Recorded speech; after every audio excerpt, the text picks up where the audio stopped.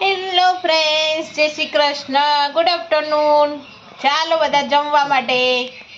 આજે તો તમને ખબર જ છે, સવારે કીધું હતું કે આજે તો ભાત વઘાર્યા છે ખાલી, અને જો ભાત વઘાર્યા છે આજે તો, અને બનાવ્યા છે મરચા, જો, અને દહીં. ચાલો બધા જમવા માટે.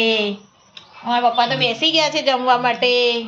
જય શ્રી કૃષ્ણ. ચાલો બધા જમવા. અને ક્રિસ ભાઈએ જમી લીધું છે આજે વહેલા વહેલા. ચાલે ક્રિસ, જમવા ચાલ. એને તો ખાઈ લીધું આજે તો જલ્દી જલ્દી. જીયાન, ચાલ જીવુ, ચાલો બેટા જમવા. અમારા જીવુભાઈ જરા સ્કૂલેથી આવ્યા છે તો થોડી વાર રેસ્ટ લીધો અને પછી ગયા છે નાહવા માટે.